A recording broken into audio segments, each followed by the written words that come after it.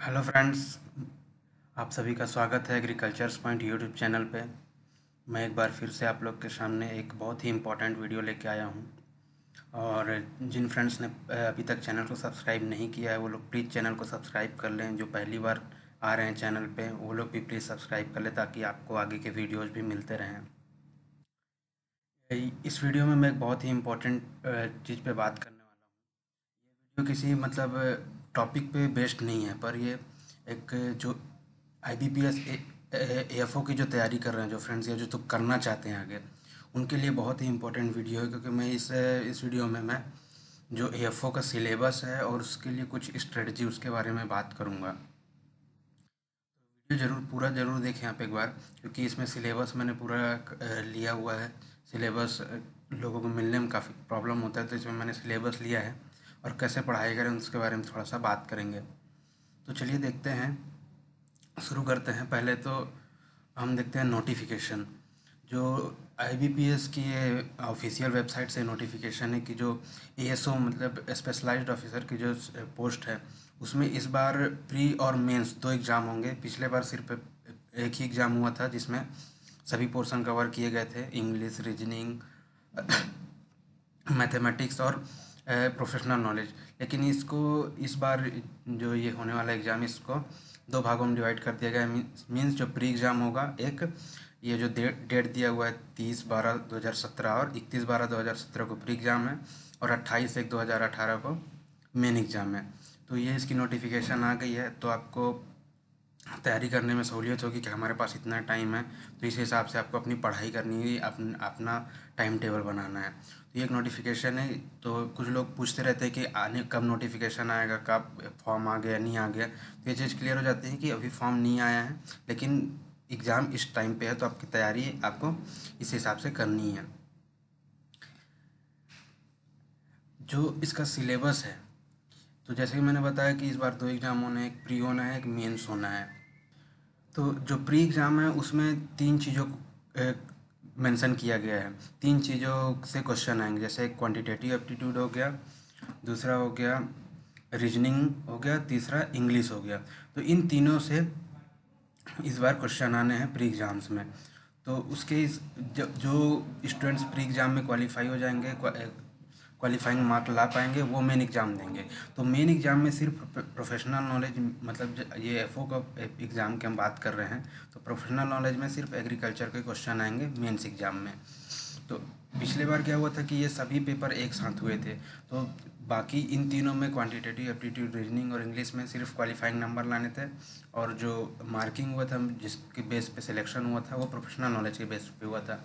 लेकिन इस बार ऐसा हुआ ना कि इन तीनों के बेस पे प्री एग्ज़ाम होगा, ताकि जो स्टूडेंट जो परफॉर्म नहीं कर पाएंगे उनको डिस्क्वालीफाई कर दिया जाएगा। फिर जितने पोस्ट रहेंगे उससे 3 गुना लोगों को मेन एग्ज़ाम के लिए बुलाया जाएगा। तो ये आपके जानकारी के लिए बहुत ही अच्छा है कि इस प्रकार से इस बार एग्ज़ाम का पैटर्न है। अब सिलेबस पे देखते हैं, नज़र डालते हैं। क्वांटिटेटिव एप्टीट्यूड, तो क्वांटिटेटिव एप्टीट्यूड में लगभग ये भी ऑफिशियल सिलेबस है पिछले बार का। तो उम्मीद है इस बार भी यही सिलेबस आएगा एएफओ का। मैंने पिछले बार का सिलेबस मेंशन किया है। तो क्वांटिटेटिव एप्टीट्यूड में लगभग सभी इंपॉर्टेंट पॉइंट्स को या इंपॉर्टेंट टॉपिक्स को लिया गया है क्वांटिटेटिव एप्टीट्यूड में, और क्वेश्चन भी आते हैं। जिन लोगों ने पिछले बार का पेपर दिया है उनको पता है कि सभी पॉइंट से कुछ ना कुछ क्वेश्चन आते हैं। तो आपको इस बेस पे तैयारी करना है कि कुछ ना कुछ क्वेश्चन आपको हर टॉपिक से बनने चाहिए, और जो अच्छा बनता है। जैसे कि हम जो एग्रीकल्चर के स्टूडेंट्स हैं उनके लिए ज़्यादा कट ऑफ नहीं जाता। जैसे कि जो पिछले बार के एग्ज़ाम दिए उनको पता है कि क्वांटिटेटिव एप्टीट्यूड में मुश्किल से 4 या 5 नंबर का कट ऑफ गया था, इंग्लिश में 2.5 नंबर का कट ऑफ गया था, 2.5 नंबर्स का जनरल के लिए, और 1 नंबर का कट ऑफ गया था एसटीएससी के लिए। तो ज़्यादा ज़्यादा क्वेश्चन अटेम्प्ट करने के चक्कर में हमको गलत नहीं करना है। तो जो टॉपिक अच्छे से बनता है उसको अपना पूरा क्लियर रखिए, उसको पूरी अच्छे तरह से बनना चाहिए वो। अगर उसके क्वेश्चन भी 4-5 भी आ जाते हैं आपके पेपर में, तो आप उसमें क्वालिफाई हो जाएंगे, उसमें ज़्यादा परेशान होने की ज़रूरत नहीं है। तो इन तीनों में जो मेन प्री एग्ज़ाम होना है जिसमें हमको सिर्फ क्वालिफाई होना है, तो इसी बेस पे चलना है कि जो टॉपिक्स अपने को अच्छे से बनते हैं उनको और अच्छा करना है। जो नहीं बनते उसको थोड़ा बहुत देख लेना है, लेकिन उसके पीछे परेशान नहीं होना, क्योंकि हमको जो मेन जो मार्किंग होनी है वो मेन एग्ज़ाम्स की होनी है, तो हमको उसकी भी तैयारी करनी है। तो ज़्यादा टाइम अगर हम इसमें देंगे तो ये हम लोग के लिए प्रॉब्लम हो जाएगा, क्योंकि जो कंपटीशन होना है वो मेन एग्ज़ाम्स के मार्क पे होना है, लेकिन क्वालिफाई प्री को भी करना है, तो दोनों को देखना पड़ेगा। तो इसमें हम वही देखेंगे कि जो हमसे अच्छा बनता है, जो इजी टॉपिक्स है उन पे अपन कमांड कर ले, तो हमारा प्री एग्ज़ाम क्वालिफाई हो सकता है। तो ये सभी पॉइंट्स है, आप इसमें देख सकते हैं, नोट कर सकते हैं। Number system, decimal fraction, ratio and proportion, percentage, time distance, time and work, ये दोनों बहुत ही ईजी टाइप के टॉपिक्स हैं। स्पीड एंड डिस्टेंस, ये भी इजी है। प्रॉफिट लॉस, एवरेज, ये सभी एवरेज टॉपिक से क्वांटिटेटिव एप्टीट्यूड के, और एवरेज ही क्वेश्चन आते हैं एएफओ में, क्योंकि एग्रीकल्चर बेस के स्टूडेंट बैठते हैं, तो उनको बाकी बैंकिंग एग्जाम टाइप के क्वेश्चन नहीं दिए जाते, बहुत ही हार्ड लेवल के। इंग्लिश के हार्ड क्वेश्चन आते हैं। रीजनिंग का सिलेबस देखते हैं। रीजनिंग में भी completing number and alphabetical series, coding and decoding, ये बहुत ही स्कोरिंग टॉपिक है रीजनिंग में। ब्लड रिलेशन एंड रैंकिंग, ये भी अच्छा टॉपिक है, स्कोरिंग टॉपिक है। क्लासिफिकेशन, ऑड वन आउट, ये बहुत ईजी होता है जिसको आता है। अगर इसमें थोड़ा सा ग्रामेटिकल क्वेश्चन आता है, इसमें इंग्लिश का ज़रूरत पड़ता है, जैसे उस वर्ड का मीनिंग क्या है, ये अगर आप जानते हैं तो बहुत ही ईजिली पिक कर सकते हैं इन क्वेश्चंस को। तो और ये डायरेक्शन, हाँ, डायरेक्शन सेंस के क्वेश्चन बहुत इजी होते हैं। आप इनको दो चार बार 2-4 क्वेश्चन करेंगे तो ये आपको आने लग जाएंगे। सीटिंग अरेंजमेंट से भी क्वेश्चन आते हैं, पिछले बार काफ़ी क्वेश्चन आए सीटिंग अरेंजमेंट से, तो ये आप देख सकते हैं। ये रीजनिंग का सिलेबस है।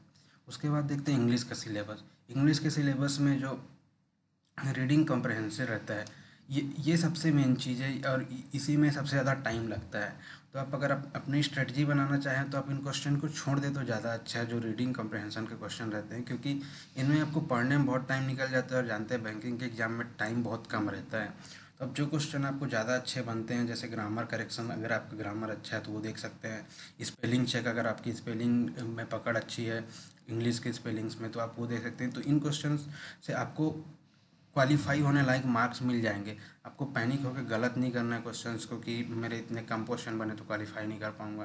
कई स्टूडेंट्स का पिछले बार यही हुआ कि उन लोग का 6-7 क्वेश्चन बन गए इंग्लिश में, क्योंकि कंप्रहेंशन के चलते टाइम कम हो गया, और फिर उन्होंने कुछ तुक्का मार दिया तो क्वेश्चन गलत हो गए, तो इसके चलते वो लोग डिस्क्वालीफाई हो गए। तो ये नहीं करना है कि हमको मतलब ज़्यादा क्वेश्चन देखना है, बहुत ही सटीक जो बने वही देखिए इसमें। अब देखते हैं प्रोफेशनल नॉलेज का जो सिलेबस है। प्रोफेशनल नॉलेज मीन्स हमको सिर्फ एग्रीकल्चर पे ध्यान देना है प्रोफेशनल नॉलेज में, और मेंस एग्ज़ाम में यही आना है। अगर आप प्री क्वालिफाई हो जाते हैं, क्वालिफाइंग मार्क ला के, तो आपको मेन एग्ज़ाम के लिए बुलाया जाएगा, और मेन एग्ज़ाम में सिर्फ एग्रीकल्चर से क्वेश्चन पूछे जाएंगे। तो जो पिछले आईबीपीएस एएफओ का पेपर था, उसमें सबसे मेन जो मेन टॉपिक जो था, सबसे ज़्यादा लोगों को जो परेशानी हुई वो एग्रीकल्चर के करंट अफेयर्स में हुई।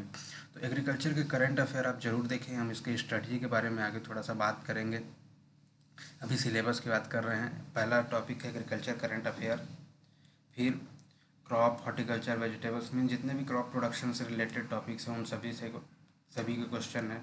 Spacing, time of sowing, varieties, herbicide, pesticide, important points regarding fruit and vegetable, preservation, cropping system, और डिफरेंट डिसीजेस। तो ये प्रोफेशनल नॉलेज में जो क्रॉप से रिलेटेड क्वेश्चन है, या एग्री इसको अगर सिंपल सी भाषा में बोले तो एग्रोनॉमी और हॉर्टिकल्चर के क्वेश्चन है, ही एग्रोनॉमी और हॉर्टिकल्चर के पोर्शन है। तीसरा जो तीसरा पॉइंट है वो है सीड टेक्नोलॉजी। तो सीड टेक्नोलॉजी में ज़्यादा कुछ नहीं दिया है सिलेबस में। डिफरेंट गवर्नमेंट स्कीम, जो सीड टेक्नोलॉजी से रिलेटेड जितने भी गवर्नमेंट स्कीम है आपको उसके बारे में पढ़ना है।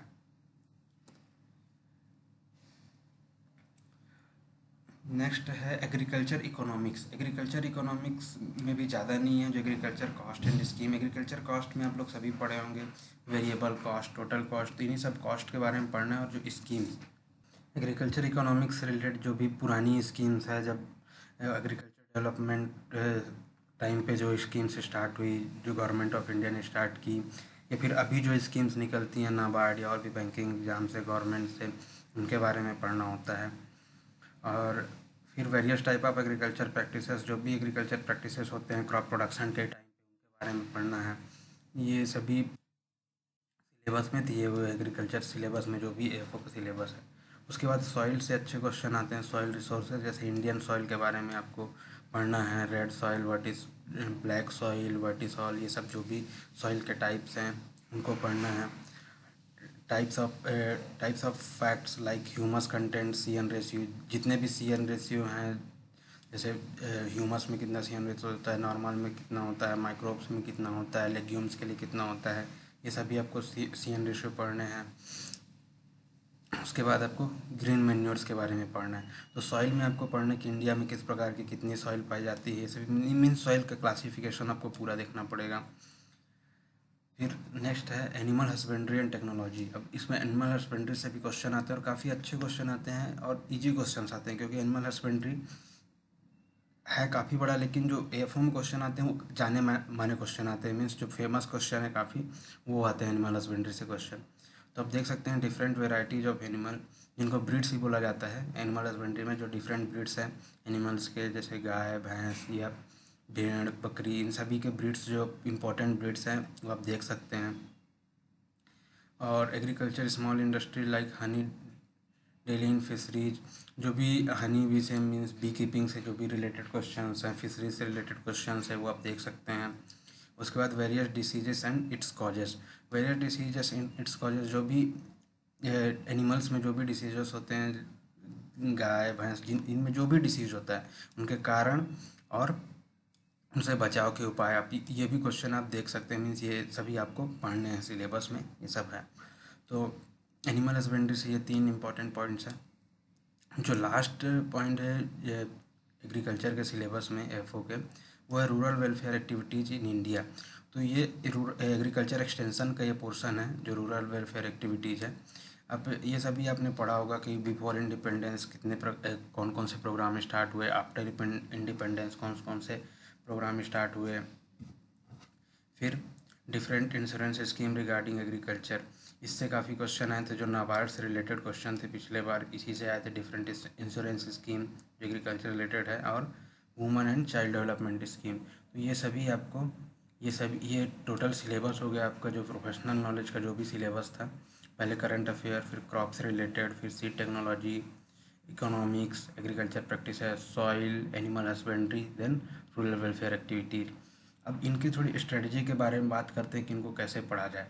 तो ये सभी तो डिटेल हो गए कि सॉइल सॉइल एनिमल हस्बेंड्री और रूरल एक्टिविटीज़, इनमें कुछ खास नहीं है, जो भी लिखा हुआ है अलग अलग करके दिया हुआ है उन्हीं को आपको पढ़ना है। उनके साथ जो भी चीज़ें मेंशन हैं उन सभी को पढ़ना है, क्योंकि एफओ को पेपर जिन्होंने दिया उनको पता है कि इसमें कोई भी लिमिट नहीं है कि कहाँ से क्वेश्चन आएगा, जहाँ कुछ भी हो कहीं से भी क्वेश्चन आ सकते हैं पेपर में। तो जितना ज़्यादा से ज़्यादा हो सके इन टॉपिक से रिलेटेड आप पढ़ाई करिए। अब देखते हैं कुछ स्ट्रेटजी, जैसे एग्रीकल्चर करंट अफेयर। अब करंट अफेयर बोल देने से समझ में नहीं आता कि क्या करना है। तो जो करंट अफेयर का जो मोस्टली जो पेपर्स में देखा गया है, उसमें 1 से 1.5 साल के पीछे के जितने भी इवेंट्स हुए उनको मेंशन किया जाता है करंट अफेयर में, 1 से 1.5 साल के। तो आपको क्या करना है कि एग्रीकल्चर से रिलेटेड जितने भी करंट अफेयर है पिछले 1 से 1.5 साल के बीच में जो भी हुआ है उनको सबको पढ़ना है। जैसे जून 2016 से नवंबर 2017 तक, क्योंकि हमारा मेंस जो पेपर है वो जनवरी 2018 में है। तो अब दिसंबर तक अगर आ जाते हैं आपके पास मटेरियल तो आप ज़रूर पढ़िए। तो आपको वही 1 से 1.5 साल के पिछले जो भी इवेंट्स हुए एग्रीकल्चर में, आप उन सभी को देखना है।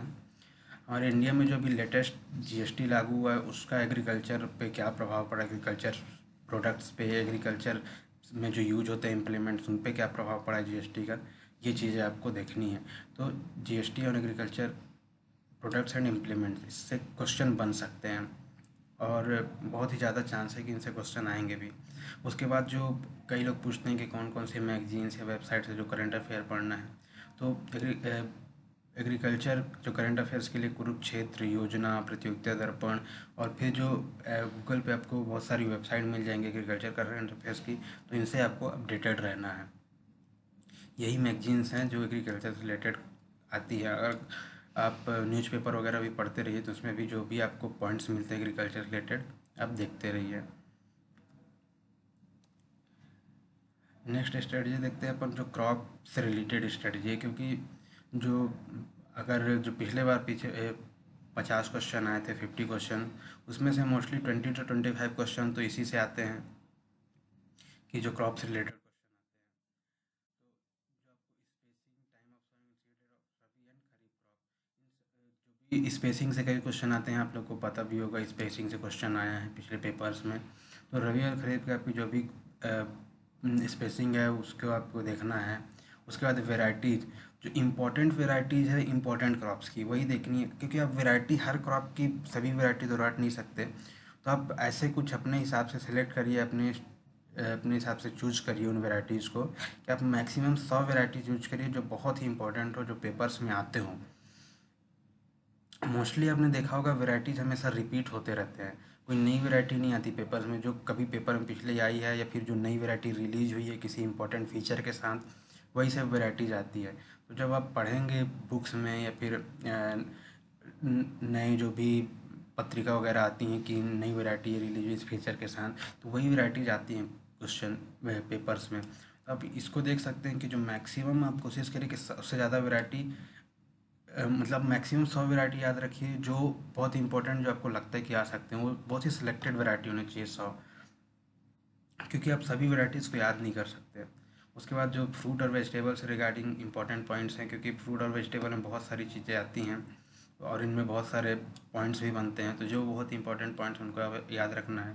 प्रिजर्वेशन में केमिकल वगैरह पूछा जाता है, और किससे फ्रूट या वेजिटेबल से क्या बनता है प्रिजर्व्ड मटेरियल, वो पूछा जाता है। तो आप इन सब चीज़ों को बढ़िया, फिर क्रॉपिंग सिस्टम जो भी होती है एग्रीकल्चर में, वो उन जो क्रॉप्स हैं उनके डिफरेंट डिसीज और इंसेक्ट, इससे 2-3 क्वेश्चन हमेशा आते हैं कि इस क्रॉप में ये डिसीज लगता है या ये इंसेक्ट लगता है, और उससे रिलेटेड जो पेस्टिसाइड या हर्बिसाइड है या इंसेक्टिसाइड है वो आपको देखने हैं।